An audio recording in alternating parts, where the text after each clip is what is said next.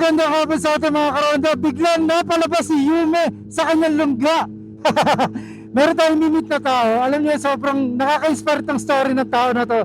Dati siyang lalamove rider. Ngayon, naka-sports bike na. Suwabe! Kaya, ayun, nakalabas bigla si Yume sa kanyang lungga. Ay, nako, sarap mag-ride. Ang sarap mag-ride. Lalo na ganito ang weather. Ay, talaga. Lalo sa mga rider. Very inspiring story nitong bata na to. Hindi siya napagod. Tinuloy niya lahat ng pangarap niya.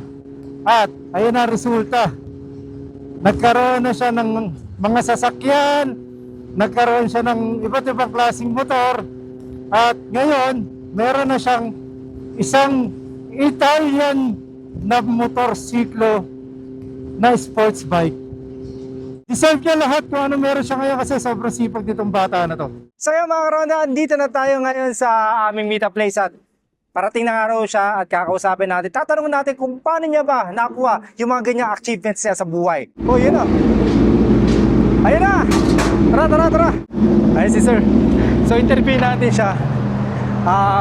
Yun nga, base sa na ano niya na-achieve. Sir! Hello! Uy, ganda ng motor ko, sir, ah. Sir, ano? Thank you. Interview lang ako konti. Okay lang ba? Okay. Sige, alisin mo muna yun ito, sir. Pasensya na po, ah. Whew! Okay. Kinakabahan ako. Siyempre, ito na yung tao na sinasabi ko sa inyo na very inspiring yung story. Sir, Uy, meron salamat. akong tanong, sir. When are you, why you leave? Hindi, sige lang. Alam ko yung gusto mong sabihin. Sige. I-construct mo lang na maayos. Kinakabahan ako kasi syempre ano sir, why are you still reviving and still living, sir? Mali eh. Hindi mali yung ano mo, question mo. Paano? Mali. Alam ko yan, napapanood ko yan eh. Ano ba yung tamang ano? When are you leaving? When are you? So guys, buti na lang When kinarig are ako you ni leaving? si Sir Julio. When are you leaving? Sir, Yun, diba? When are you leaving? When are you leaving? Yan. Yan. Okay, so yun. Sir, when are you leaving? And then, ito sinasabi ko sa inyo kanina na si Mr. Julio Fabian. At nakita nyo naman, sabi ko naman sa inyo, hindi basta-basta na sports bike yung meron kay Sir Julio ngayon dahil ito ay isang Italian bike, tama Italian. ba ako? Aprilia RSB Aprilia. for factory. Wow! Tsaka, uy, tinan mo Evo helmet. parang match yung helmet mo sir Oo. sa iyong Hindi, sports tsaka bike. Evo, idol ko kasi motor Honda. Kaya ako naka-Evo. Pwede ba tayo doon sandali sir? Oh, sige, go. Okay, let's go. Tara. Ayun. So ano pala? When are you leaving pala? Mainit pala, no? Oo. Bigla ang invite to ni Motor Honda. In-invite ko, nagulat ako. Paano ba naman? Ay nga pala, welcome to our... Para naging podcast. First episode of Motor Honda Talks. Kung di na alam ng iba, sa mga viewers natin, siya dati yung nagdi-deliver ng mga documents. Kasama ba? Documents, Yes, documents, yan. Mga tao, pagkain. Kasi isa siyang lalamove rider. Sir, ano manag mo nga? Bakit nakapag ganyan ka o nagkaroon ka ng ganyang achievements? Anong naging sikreto mo para, alam mo yun, baka merong matutunan yung mga manonood sa atin? Okay, Chip, no? Thank you for wonderful question. Actually, Chip, aminado naman ako. Everything na... Oo nga pala. Ganun nga pala siya. Oo, inaamin niya. Wala yan. ba, Chip? Wala pa. Nasagot ko pa. Okay, sige. Naalala ko kasi to, madalas to na naalarma kasi alam mo yung bira ng bira yan eh. Oo, parang kamote cure yan. Okay, sige. Ako, hindi ko na para i-deny. Oo. So, lahat naman ng na-afford ko ngayon Oo. is coming from vlogging. Oo, sa content creation. Content creation talaga. Pero, syempre, nung nag-uumpisa pa lang ako, nag-start kasi ako as lalamove rider vlogger. Oo. So, doon talagang pinukpo ko talaga, sinipagan ko. Sino? Si ano? Hindi, ibig sabihin. Ano sino? Hindi, sorry. Ano yung pinukpok mo? Kasi linawin natin yung mga... Ano no? Marami.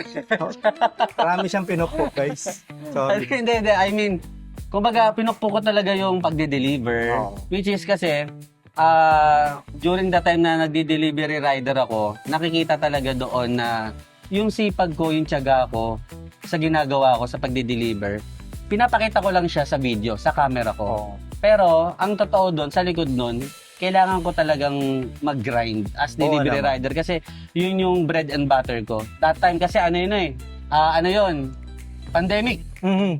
Pandemic, it just so happened, Chief, na binibidyoan ko siya, binablog ko siya, natuwa yung mga tao. Oo. Lumapit na yung mga brands, Yan. sponsorship, Oo. and then, actually, isa sa tinitingnan ko, dati pa, kayo, Ibo All-Star. Tinitignan na, Tinitingala na grabe ang sisipag nitong mga to. hindi naman, ikaw naman. Balik ka ba?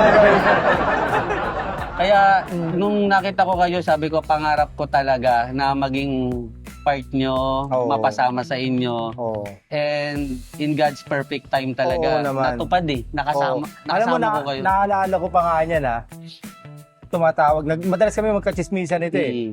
Tatawag yan, Chief, sabi mo naman kay Bossem, gano'n. Hanggang sa ayun, kakakulit natin kay Bossem, na si Julio, kasama na namin sa Ibo. Talagang inaano ko si Chief. Hindi ko Diba? nga alam, ano ba nakita sa akin ni Boss M? Wala. Sana, Ang ginawa sana ko. mag-comment si Boss M. Boss M, sige na. No, para mabasa ba ng mga viewers mo? Ayaw ka Boss M, namin ayaw ka namin masaktan. Hindi pwede wala nakita Oo. Boss M, ano ba yung nakita mo sa isa? Kanya eh. Natatanda ko nung nag-Japan, di ba? Japan. Nag-Japan, sabi, ang i-promote, Yung Evo. brand, Evo Ang natin. pinromote, Honda Civic. Honda Civic, tsaka yung ramen, legit daw. Legit daw may ramen doon sa Japan. Ang sarap daw talaga. Isipin mo, Pinromote 3 days siya. na namin sa Japan. 3 days na namin. Tapos kami nila Katagumpay, nila Jowo, halos minuminuto, pinoproblema namin kung paano namin ipapakita yung brand namin ng Evo at nagagawa namin yung araw-araw. Oo. Pag silip ko sa page niya, yung in-upload, legit daw na may masarap na ramen sa Japan. Hindi, tingin ko, yun yung nakita ni Boss M. Ayun, Yung nakita ni Boss M, kumbaga, hindi lahat magaling, Oh, hindi lahat may pakinabang sa brand. Minsan kailangan din ng alam mo, sakit sa hulo. sakit lang. Kaya kayo ano ba, kumbaga sa baraha, Ah. meron tayong tinatawag na parang yung butaw ba? Actually, yung pagsasabi namin na ganito sa kanya dati, oo. pinupukpok namin siya na trabahuin mo kasi sobrang daming may gusto na mapunta sa posisyon mo sa part mo. Yes, oo. Kaya nandiyan ka na, trabahuin mo, kaya ako pinapagalitan mo siya. Hoy, ano ginagawa mo? Bakit hindi ka pa nagtatrabaho ng ganito? Ba't ganyan ang in-upload mo? Hindi naman yan ang dapat. Ginastosan ka ha, Julio, ginastosan ka. Hindi para magbakasyon. pero Chief, sa totoo lang, Oh, after nung Japan natin, umalis tayo, pabalik ng pabalik. Pilipinas, Oh. doon ko na-realize na yung mga advice nyo sa akin na pag uwi natin ng Pilipinas, sipagan mo. Gawin mo to, gawin mo yung ganyan, gawin mo tong gantong diskarte. Na kasi, sa totoo lang, nung nasa Japan po kami, meron naman akong pera pang gastos. Pero, iniisip ko yung practical Oo naman.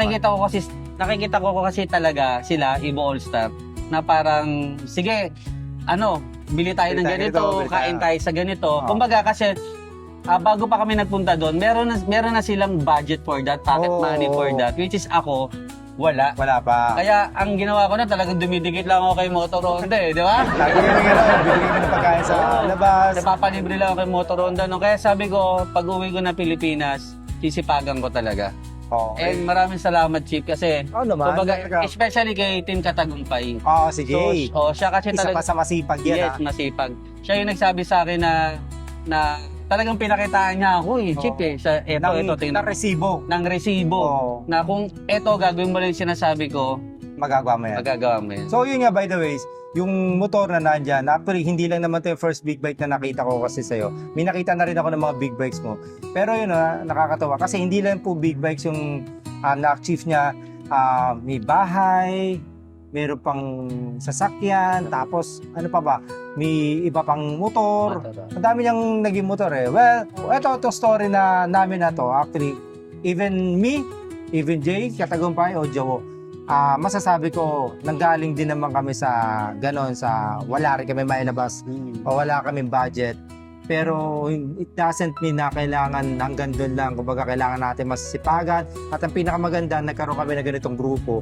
Yung grupo kasi namin, kakaiba lang sa amin talaga. Tinuturuan namin yung isa na mas sumipag ka pa. Kung ako masipag, mas dagdagan mo yung sipag mo. Ngayon, kung mag-fail ang isa, merong mag-a-advise sa'yo na para iangat ka ulit o Yeah. ipango ka. So, yun ang masasabi ko. Tulungan kasi hatakan Tulungan. talaga. Yan. Yan yung meron sa grupo namin sa Evolve Star. Yan. Boss M, miss ka na namin. Sana makapag-set ka na ng ride ito dahil wala pang ride ang Evo. Pinilit namin yung tanghali. Actually, kagabi lang kami nag-trip. So, sige, tanghali Ride tayo. Ride tayo. Well, Julio, congrats at babatay namin yung mas pag-angat mo pa. Siyempre, bago mag-end tong biglaan podcast na to, first time ko ginawa to. Ayun, baka meron kang message, ganon. Dito ko na-realize na wala talagang imposible. Basta maging positibo ka lang araw-araw. Tama. And masakit man tanggapin, marami na rin akong mga naging kaibigan na toxic ba? Oo. Na kinailangan ko silang iwasan. Na kaibigan ko pa rin Kaibigan naman pa rin, sila. Pero mas pinili ko na dumikit sa mga taong positibo sa buhay. Which is kasama, gutom palagi. No, kasi doon matututo at matututo ka at mas lalo ka magi-strive kasi na-inspire ka sa kanila. Kagaya ni Motor Honda, Katagumpay, si Jawo. Diba? So, Even Boss M. Even Boss M. Si Boss M, hindi naman talaga. Parang hindi halos boss yan kapag nagtrabaho eh. Oo. Tsaka pag kasama natin si Boss M, parang tropa lang, di ba? Ang isa sa nakakabilib kay Boss M, isipin nyo, pag kaya nagpa-event, magugulat ka dyan kasi kala mo siya yung director ng event, siya yung marketing ng event, siya yung sa lights and sound. Halos lahat ginagawa. Sa lahat, no? Halos lahat. Teka lang, Chief, na-renew ka na ba? Hindi pa. Boss, tignan natin ha. Kaya pala. Chief, kidding aside. So yun lang, Chief. Lagi lang kayo maniwala sa buhay Oo na naman. lahat posible. Kung ako nagawa ko, magagawa rin nila. Oo, lahat naman eh. Yes. So, Kaya yun, basta yun. Focus lang ba po? focus lang. Mahalin lang yung ginagawa. Sige, maiba na po natin. Ayan, successful na tong tao na to. Dahil success ka, nag-podcast bigla, wala tayo kakainin. God bless. Thank you.